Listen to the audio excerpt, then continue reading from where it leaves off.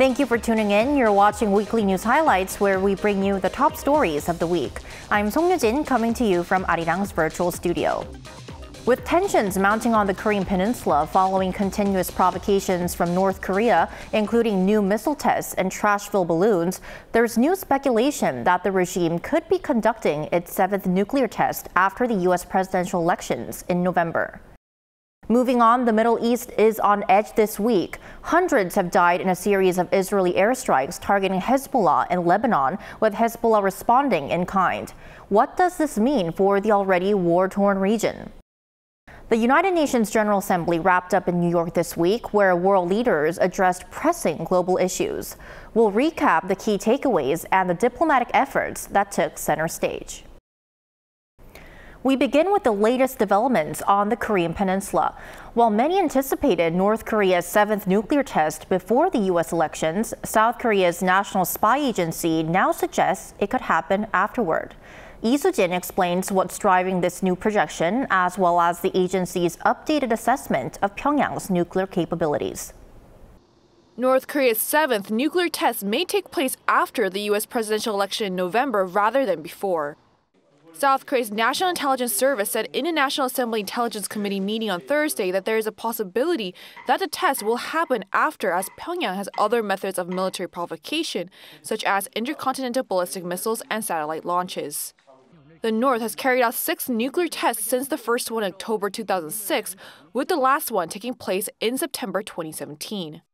According to the NIS, North Korea currently possesses around 70 kilograms of plutonium, as well as a significant amount of highly enriched uranium, enough to produce at least a double-digit number of nuclear weapons.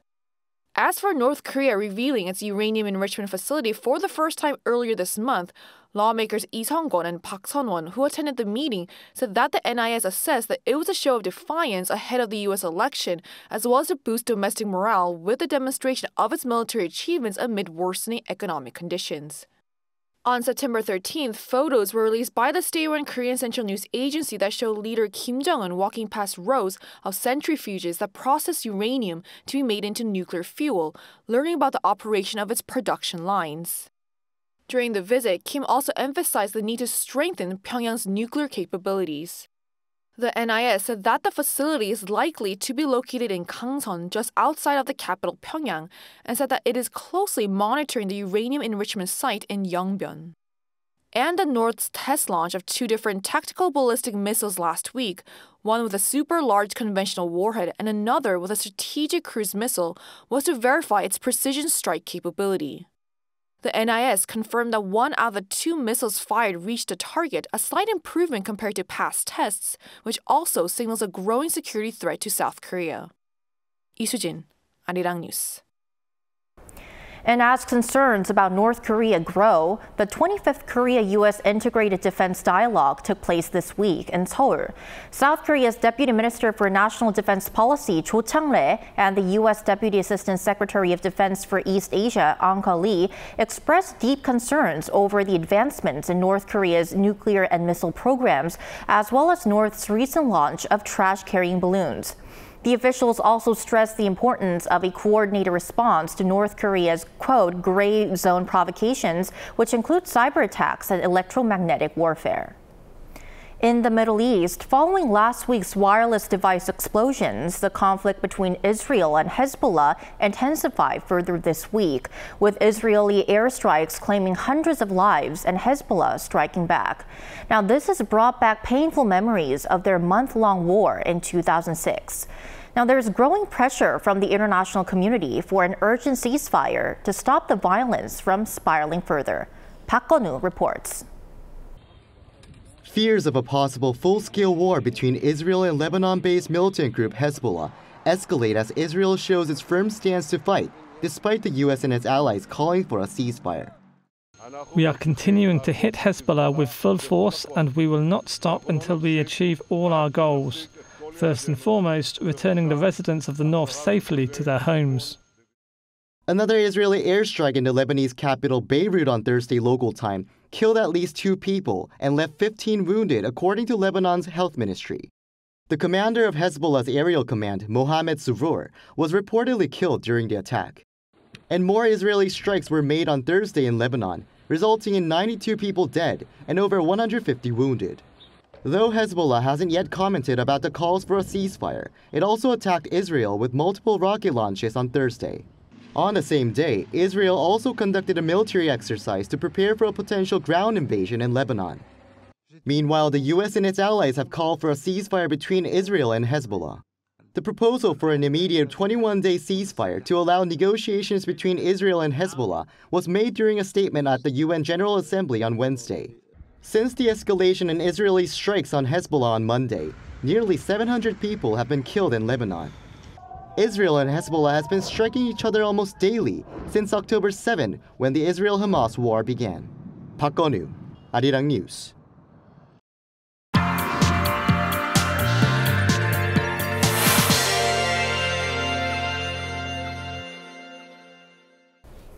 World leaders gathered in New York this week to take part in this year's United Nations General Assembly and seek solutions to end global conflicts and crises in the Middle East and Ukraine. So for more on this, we have our foreign affairs correspondent Bae Eun-ji in the studio. Welcome back, Eun-ji. Thanks for having me. Thank you for your time. So Eun-ji, as mentioned earlier, the UN General Assembly took place in New York this week. So tell us some of the key takeaways from the event. As widely expected, conflicts in Lebanon and conflicts between Russia and Ukraine were on top of the agenda. UN Secretary General Antonio Guterres told the UN General Assembly on Tuesday that the world cannot afford Lebanon to become another Gaza. He called the conflict in Ukraine a war that was spreading with no signs of letting up, with civilians paying the price, and condemned the acts of terror committed by Hamas. Geopolitical divisions keep deepening. The planet keeps heating. Wars rage with no clue how they will end. And nuclear posturing and new weapons cast a dark shadow. We are edging towards the unimaginable. And with 4 months left in office, U.S. President Joe Biden also gave his final address to world leaders, noting that he's been working with Egypt and Qatar to put forward a ceasefire and hostage release deal. He reiterated his call for the relevant parties to agree to terms, saying it was time to end the war. A full-scale war is not in anyone's interest. Even if the situation has escalated, a diplomatic solution is still possible. But Biden did not mention North Korea in this year's speech, as opposed to his previous 3 addresses to the General Assembly from 2021 to 2023. Pundits suggest that this may be because it's less likely that there could be major progress on this matter during his remaining term in office. Right, and while Biden gave his final speech as U.S. president, the new Iranian president gave his first. Right. In his first UN speech, the new Iranian leader, who was elected in July, said his country does not want war. He also accused Israel of committing what he called genocide in Gaza and crimes against humanity by attacking schools, hospitals, and homes. The Islamic Republic of Iran seeks to safeguard its own security, not to create insecurity for others. We want peace for all and seek no war or quarrel with anyone. And also in New York, this week, the top diplomats of Seoul, Washington, and Tokyo also met together, right? That's right. South Korea's Foreign Minister Cho Tae-yeol and his Japanese and American counterparts, Yoko Kamikawa and Antony Blinken, met on the sidelines of the UN General Assembly on Monday. They vowed to continue to cooperate regardless of the upcoming leadership changes in the U.S. and Japan. We have political transitions in Japan, in the United States. But this trilat, irrespective of those transitions, will remain vital to the future of all 3 of our countries, a future that we are working to shape together. This comes as the U.S. presidential election is set to take place in November, and as Japan's ruling Liberal Democratic Party will also elect a new leader to become the country's prime minister. And they also addressed issues on North Korea, sharing concerns about the regime's recently unveiled uranium enrichment facility and new ICBM missile launcher. They agreed to firmly respond to all kinds of provocations from the North and work together on urging the regime to abide by UN Security Council resolutions. And I hear they will also be working on a trilateral summit between their leaders, right? Right. The 3 officials also agreed to pursue efforts to hold a summit between their leaders before the end of this year. They will also be working to establish a trilateral secretariat aimed at institutionalizing the 3-way partnership. During a meeting between the vice ministers of South Korea, the US, and Japan last May, the three countries agreed to promote a mechanism to further institutionalize cooperation. In line with this, the three countries are currently engaging in discussions to cooperate on establishing a secretariat. The three countries have been gaining momentum and strengthening their partnership, especially after the historic Camp David summit in August last year, the first standalone summit between them. Right, so we'll have to see whether this summit will be able to take place within this year. Thank you for your time indeed today. We really appreciate it. My pleasure.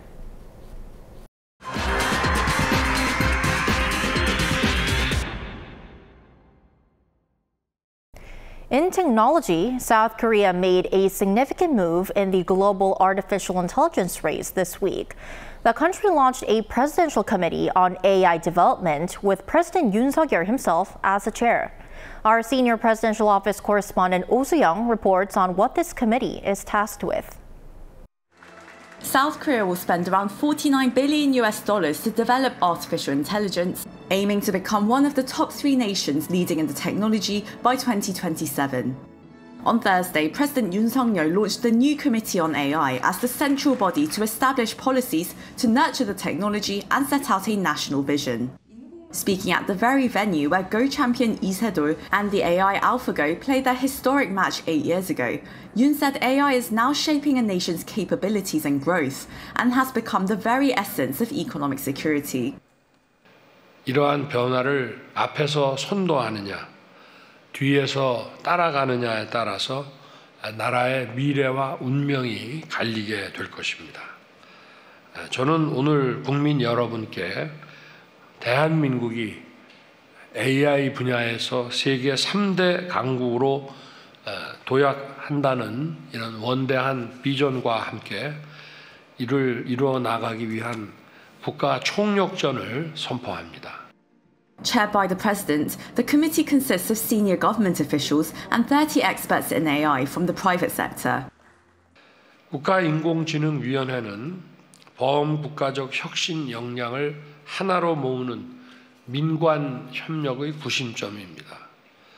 나라의 미래 명운이 걸린 AI 전환을 선두에서 이끌며 우리나라를 AI 3대 강국으로 도약시키는 견인차가 될 것입니다. As the global race to master the technology continues to intensify, Yoon's office said Seoul will inject 65 trillion won, or $48.9 billion, into becoming a leading AI power. The president also announced plans to establish a national AI computing center as the key body to drive research and development and accelerate transformation across industries. Amid competition, he further stressed the need for global cooperation to address the misuse of AI technology that could violate national security and breach individual safety and privacy. AI의 급속한 발전과 함께 많은 부작용도 발생하고 있습니다. AI 기술로 생산된 가짜 뉴스들이 우리의 민주주의를 위협하고 최근에는 딥페이크 기술을 악용해서 인권을 침해하는 사례들이 빈번하게 일어나고 있습니다. 디지털 격차가 확대되면서 공정하고 균형 있는 정보 접근이 중요해졌습니다. 우리 정부는 이러한 문제들을 국제사회와 연대해서 풀어나가기 위해 글로벌 리더십을 발휘하고 있습니다. Since taking office in 2022, President Yoon declared a new digital order for global citizens and elaborated on his vision through speeches at the World Economic Forum, Harvard University, Sorbonne University in Paris, and the UN General Assembly last year. His secretary for AI and digital told Arirang News, Seoul has emphasized 3 critical principles: safety, innovation, and inclusivity. Our government is dedicated to playing a leading role on the global stage, sharing the benefits of AI advancements while ensuring that these technologies are developed with humanistic values and inclusiveness at their core. To create a national framework, the presidential office says the government will aim to pass a basic law on AI this year and establish an AI safety institute. Looking 30 years ahead, the president pledged efforts to design and achieve an AI-driven future by strengthening innovation policies and by removing regulatory barriers in order to maximize the benefits brought by the technology. Oh Soo-young, Arirang News. And to stay competitive in this technological race, South Korea is also widening its scope to attract global talent. Our political correspondent Shin Ha-young tells us what plans the government is rolling out to bring in skilled workers from abroad. Amid the country's low birth rate and aging population, the government is rolling up its sleeves to get ready for a future where the foreign resident population is expected to reach 3 million. The Ministry of Justice announced a new plan on Thursday to attract overseas talent in advanced industries, which includes introducing a so-called top-tier visa. A top-tier visa will be created to attract top-skilled personnel in advanced fields such as the AI, quantum computing, and aerospace sectors. It will make it more convenient for these individuals and their families both in the immigration process and throughout their stay, boosting the country's ability to attract talent and encouraging them to settle here. Support for international students in finding jobs and settling in South Korea will also be strengthened. The ministry plans to extend the period for job seeking and internships after graduation, as well as expand job opportunities to include non-professional fields. The government also decided to introduce a so-called Ustream in Korea visa for young people from countries that supported South Korea during the Korean War, as well as key economic partners, offering them job opportunities. The plan also includes improving the visa system and implementing tailored immigration policies to support regions in South Korea that are facing significant population decline. According to the ministry, there are currently 2.61 million foreign residents in South Korea, which is about 5% of the population. The government expects the new plan to bring in over 100,000 additional skilled workers in key industries within 5 years. Shin Ha-young, Arirang News. On the economic front, the OECD has forecast that the global economy will remain resilient, with inflation continuing to slow. According to its latest interim economic outlook, Turning the Corner, released on Wednesday, the global economy is expected to grow by 3.2% both in 2024 and 2025. As for specific countries and regions, the U.S. is expected to grow by 2.6% this year as the Fed recalibrates monetary policy to avoid a recession. And as for the Eurozone, real wage growth and loosened monetary policy are projected to support growth of 0.7% this year. As for the South Korean economy, it is projected to grow steadily by 2.5% in 2024 and 2.2% next year, with exports aided by the ongoing strength in global semiconductor demand. And on the demographic front, South Korea's population is expected to drop significantly over the next 5 decades, despite an increasing global population. Data from Statistics Korea on Monday showed that the country's population will drop by around 30% to some 36 million in 2072 from the current 52 million. However, the global population is projected to increase by 25% to 10.2 billion over the same period of time. And also, by that time, half of the country's total population will be 65 or older, making it the world's 3rd most aging country. Currently, a 1/5 of the population are seniors. The challenges are posed by fewer people getting married or having babies amid social and economic challenges. However, there's some encouraging news on the demographic front as well. This July saw the highest number of newborns in more than a decade, a promising sign for the country's future. Shin Ha-young takes a closer look at the numbers. The number of births in South Korea in July rebounded to the 20,000 range for the first time in 6 months. Data from Statistics Korea released on Wednesday showed that there were 20,601 births, a 7.9% increase compared to the same month last year. This is the largest monthly year-on-year increase since October 2012. An official from the agency attributed the rise in July to a base effect from low birth rates the previous year, as there was a 6.8% year-on-year decrease in July last year. The growth was also due to more couples getting married after postponing their wedding during the earlier stages of the COVID-19 pandemic. The rise in July is due to a surge in marriages after COVID-19, which picked up from August 2022 to March 2023. Typically, it takes about 2 years after marriage to have the first child. The number of deaths rose 0.4%, bringing the natural decline in population to more than 7,600. Meanwhile, the number of marriages in July rose 32.9% to over 18,000. This is the biggest year-on-year increase for any July since data was first collected in 1981, and overall it's the largest in 28 years since January 1996, when there was a 50.6% increase. The official said that the sharp rise in the number of marriages was a positive sign, as it could lead to more births in the future. 신하영, Arirang News. September marks World Alzheimer's Month, a time for raising global awareness about dementia and offering support to those affected.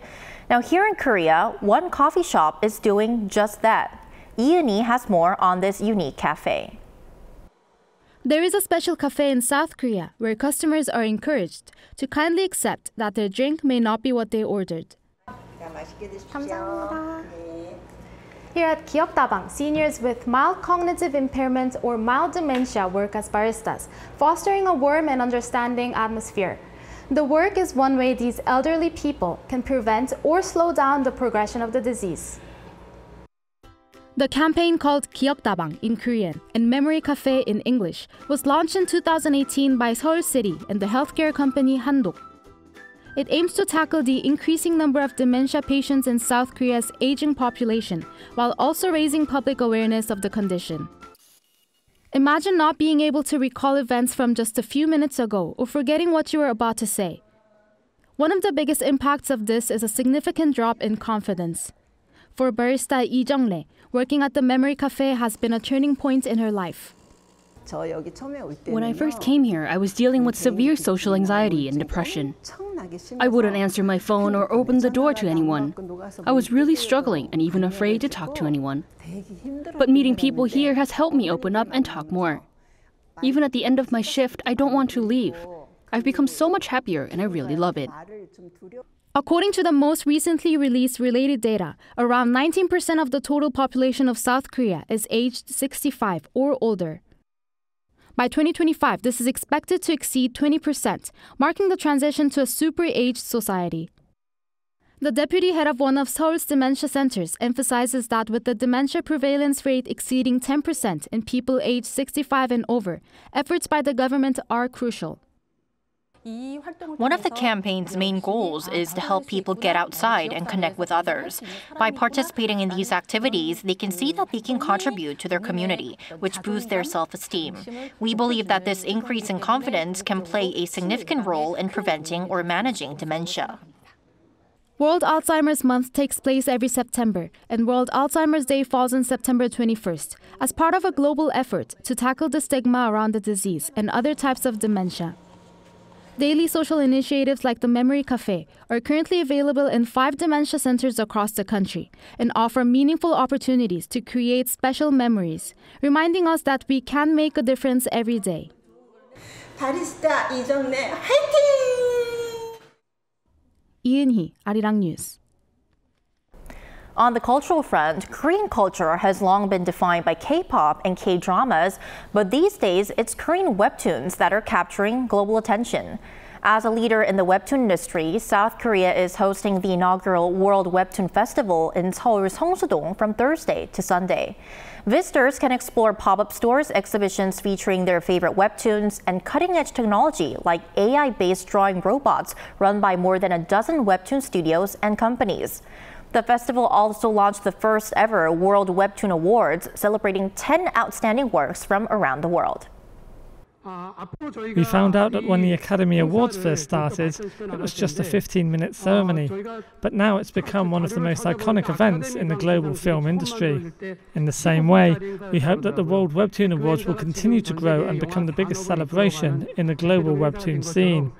The government will give its full support to make that happen. The event, organized by South Korea's Culture Ministry and the Korea Creative Content Agency, is set to become an annual one. And that's all for this week's edition of Weekly News Highlights. Thank you for watching, and from all of us here at Arirang News, have a wonderful weekend.